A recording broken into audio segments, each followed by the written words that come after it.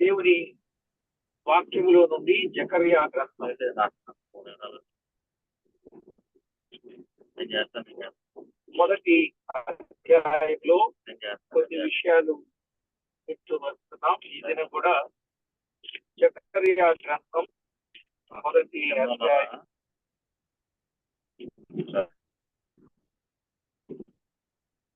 18 నుండి 21 వచనాన్ని చదువుతున్నాం. జకర్యా గ్రంథం మొదటి అధ్యాయం 18 నుండి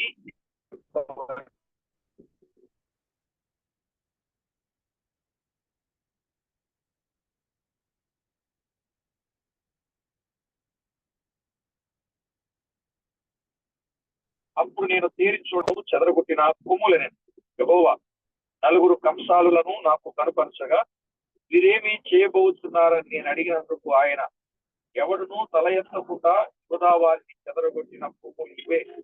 అయితే వాటిని భయపెట్టుటకును యూదా దేశస్తులందరినీ చెదరగొట్టుటకై వారి మీద బలత్కారము జరిగించిన అన్యజనుల కొమ్ములను పడగొట్టుటకును వీరు వచ్చి ఉన్నారని నాకు సెలవిచ్చాను. చదవబడిన ఈ లేఖనం కొరకై ప్రార్థన చేద్దాం. దయచేసి ప్రార్థనలో ఏకీభవించండి. మహాగరుడవైన మా దేవ, సర్వాధికారి అయిన మా ప్రియ ప్రభువా, మీ ఘననామానికి స్తోత్రం. చదివిన లేఖన భాగము దీవించి మా అందరితో తేటగా సూటిగా స్పష్టంగా మాట్లాడి మీరే మహిమ ఘనత కీర్తి ప్రభావములను ఆరోపించుకుంటారని కోరుచు సమస్తమునకు ఆది సంభూతుడు సర్వాధికారి అయిన మా ప్రభు అయిన యేసు క్రీస్తు అమూల్యమైన నామమున స్తుతించి స్తోత్రించి ప్రార్థించి మిక్కిలి వినయముగా బ్రతిలాడి వేడుచుకుంటున్నాం మా పరమ తండ్రి. ఆమేన్. ప్రభునందు ప్రియులారా, మనము చదువుకున్న ఈ వచన భాగాలలో 18 నుండి 21 వచనం 4 కొమ్ములు, 4 కంసాలు, 4 కొమ్ములు, 4 కంసాలు. జకర్యాను గురించిన 2 విషయాలు తలంచిన తర్వాత దర్శనములోని వివరాలను మనము ధ్యానం చేద్దాం. ఒకటి 18వ వచనంలో అప్పుడు నేను తేరి చూడగా అనే మాట చూస్తున్నాం. నేను తేరి చూడగా. 2వ అధ్యాయం మొదటి వచనములో కూడా ఏమనుంది? దేవుని వాక్యములో 2వ అధ్యాయం మొదటి వచనం, మరియు నేను తేరి చూడగా కొలనూలు చేత పట్టుకునిన ఒకడు నాకు కనబడెను అన్నాడు. నేను తేరి చూడగా 18వ వచనములో తేరి చూడగా, 2వ అధ్యాయం మొదటి వచనములో తేరి చూడగా, 5వ అధ్యాయం మొదటి వచనములో, 5వ అధ్యాయం మొదటి వచనములో నేను మరలా తేరి చూడగా అనే మాట చూస్తున్నాం. నేను మరలా తేరి చూడగా. ప్రియులారా, దైవ గ్రంథములో వ్రాయబడిన మాట నేను మరలా తేరి చూడగా ఎగిరిపోవు పుస్తకం ఒకటి నాకు కనబడిను అని అన్నాడు. ఇప్పుడు 5వ వచనములో ఏమన్నాడు? 5వ అధ్యాయం 5వ వచనములో అప్పుడు నాతో మాట్లాడుచున్న దూత బయలు వెళ్ళి నీవు నిదానించి చూచి అన్నాడు. ఇక్కడ నిదానించి చూచుట అనే విషయాన్ని చూస్తున్నాం. ప్రియులారా, నిదానించి చూచుట దేవుని వాక్యములో వ్రాయబడిన మాట. తేరి చూచుట, తేరి చూడగా, నిదానించి చూచుట అనే మాట మనము చూస్తున్నాం. మళ్ళా 9వ వచనంలో కూడా ఏమనుంది? 9వ వచనం నేను మరలా తేరి చూడగా అనే మాట చూస్తున్నాం. నేను మరలా తేరి చూడగా. దైవ లేఖనంలో రాయబడిన మాట నేను మరలా తేరి చూడగా. అలాగే 6వ అధ్యాయం మొదటి వచనాన్ని మనం చదువుతున్నాం. 6వ అధ్యాయం మొదటి వచనములో నేను మరలా తేరి చూడగా 2 పర్వతములు అనే మాట చూస్తున్నాం. నేను మరలా తేరి చూడగా. కాబట్టి ప్రభునందు ప్రియులారా, పరిశుద్ధ గ్రంథమైన బైబిల్లో మనము ఆలోచన చేసినప్పుడు ఆయన తేరి చూచినట్లుగా మనము చూస్తున్నాం. నేను మరలా తేరి చూడగా రెండు పర్వతముల మధ్య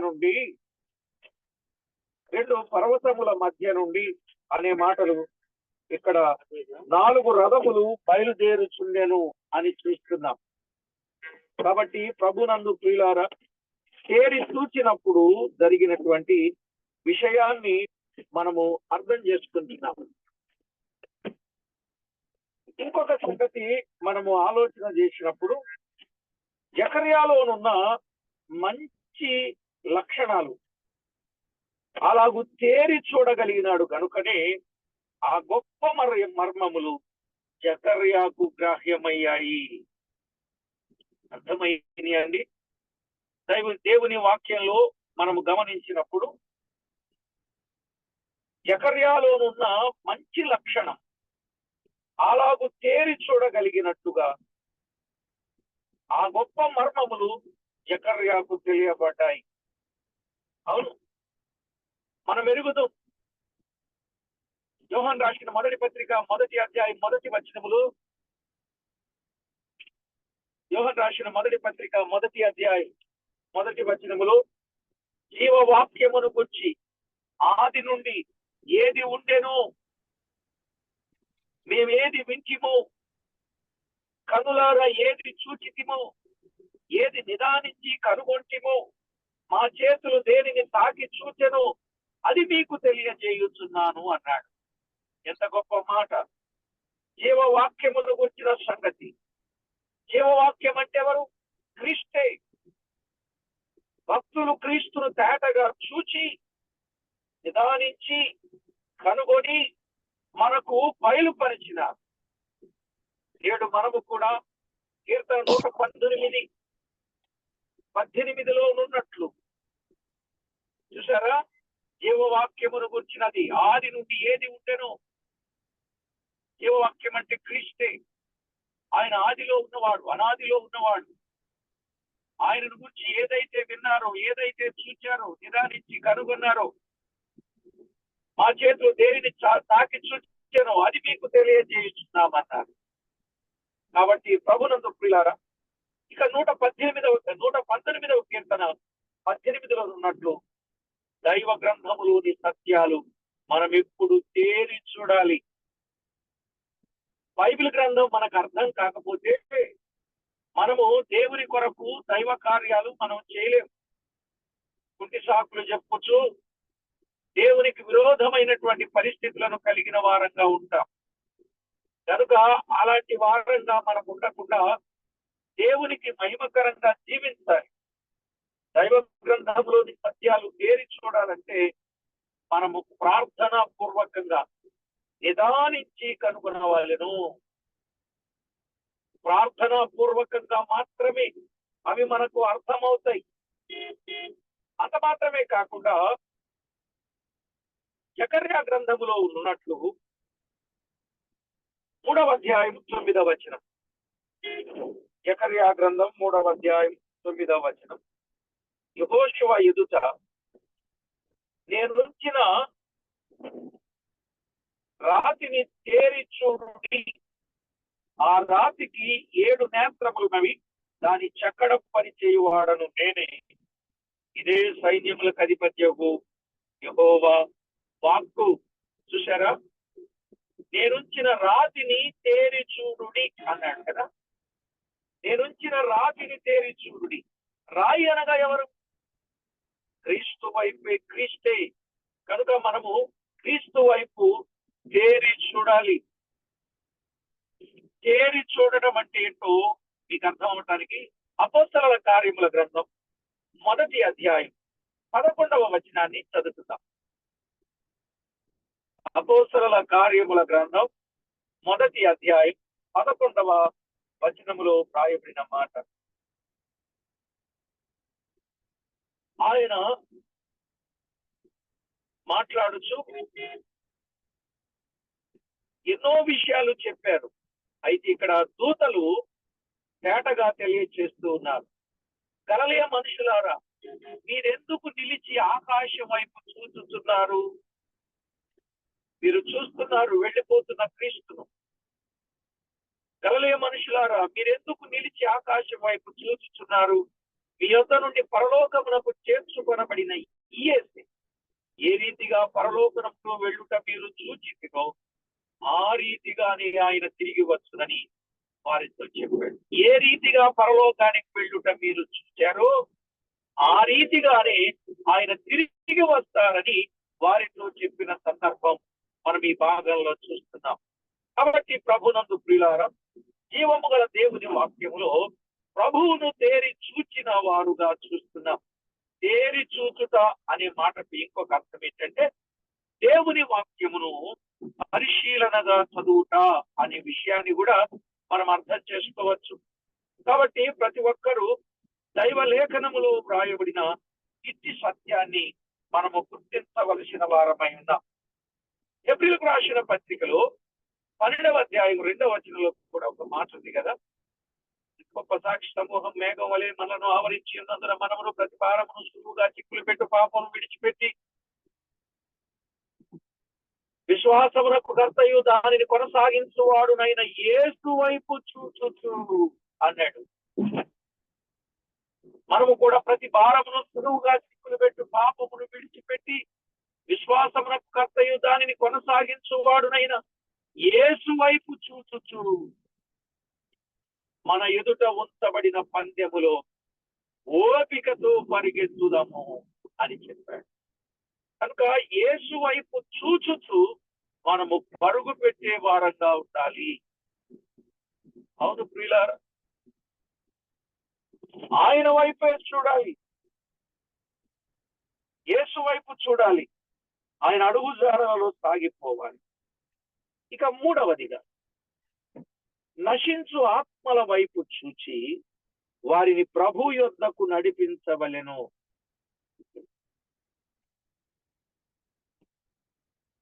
దైవ గ్రంథములో వ్రాయబడినట్టు నశించు ఆత్మల వైపు చూచి వారిని ప్రభు యొద్దకు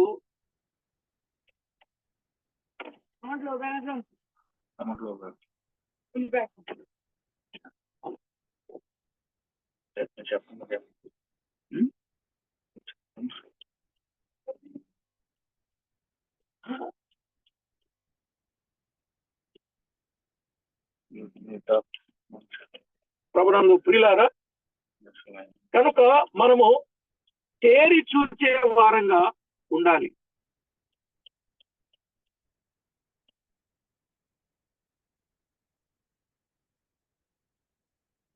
వన్ మినిట్ అన్న రికార్డింగ్ ఒకసారి ఆఫ్ చేయండి.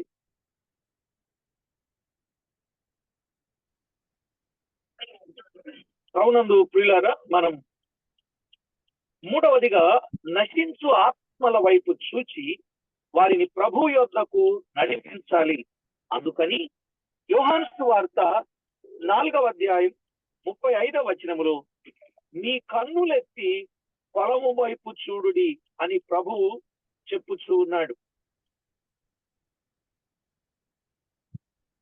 మీ కన్నులెత్తి పొలము వైపు చూడుడి, క్రీస్తు వైపు చూడాలి.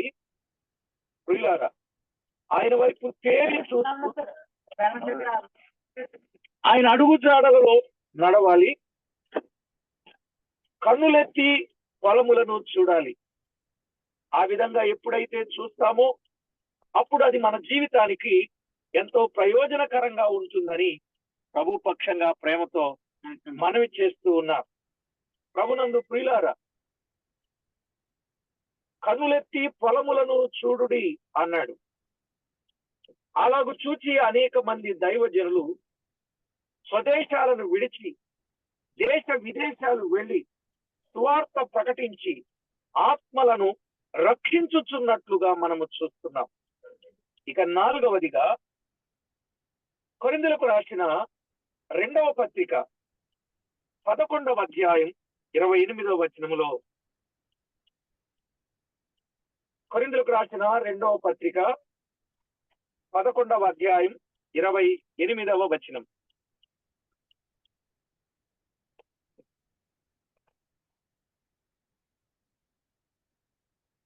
ఇవియుగాక సంఘములన్నింటిని గురించిన చింతయు నాకు కలదు, ఈ భారము దినదినము నాకు కలుగుచున్నది అన్నాడు.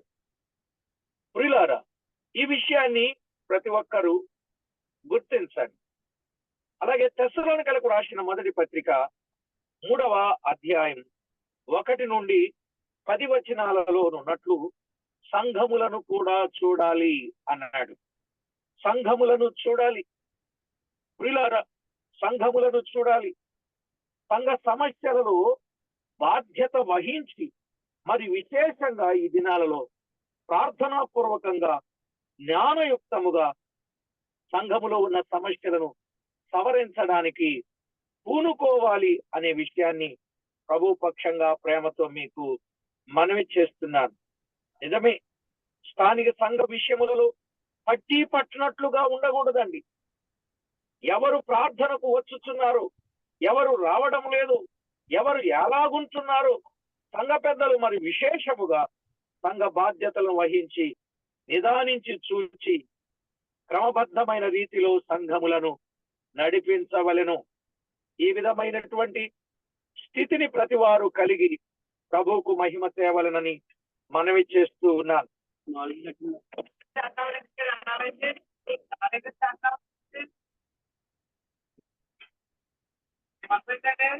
2 years.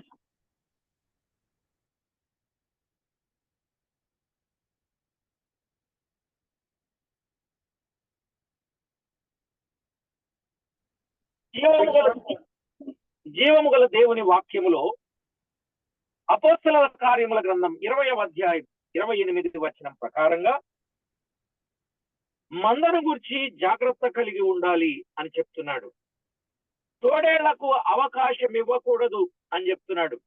సామెతల గ్రంథం 23:27లో నీ మందల యందు మనసుంచుము అన్నాడు. ఇర్మియా గ్రంథం 13వ అధ్యాయం 20వ వచనంలో కనుక నీకియబడిన మంద, నీ సౌందర్యమైన మంద ఎక్కడున్నదో మనము గమనించాలి. ఇవన్నీ తేరి చూడాలి. సంఘ పెద్దలేమి, సభ్యులేమి, సంఘ కార్యక్రమాల యందు దాతృత్వ విషయంలోను సంఘము ఏమి ఉన్నదో, సంఘ కార్యక్రమాలు ఎలా జరగాలో అది నిదానించి తెలుసుకోవాలి. దాని విషయంలో పట్టి పట్టినట్లుగా ఉండకూడదు. కీర్తన 119:37 ప్రకారంగా వ్యర్థమైన వాటిని చూడకూడనట్లు కన్నులు త్రిప్పివేయము అన్నాడు. కనుక ప్రార్థనా పూర్వకంగా మరి విశేషంగా యువకులు ప్రార్థన చేసేవారుగా ఉండాలి. ప్రభువుకు మహిమకరంగా ఉండాలి. ఇది నిజమైన భక్తులు అనుసరించాల్సిన మాదిరి. కనుక ప్రియులారా, ప్రతి ఒక్కరూ దేవునికి మహిమకరంగా జీవించాలి. ఇక రెండవది, ప్రార్థించుచూ ఉన్న జకర్యాను చూస్తాం. ఆ సంగతులు తర్వాత పాఠంలో విందాం. ప్రస్తుతానికి ప్రియులు ప్రార్థన చేస్తారు, సహకరించండి.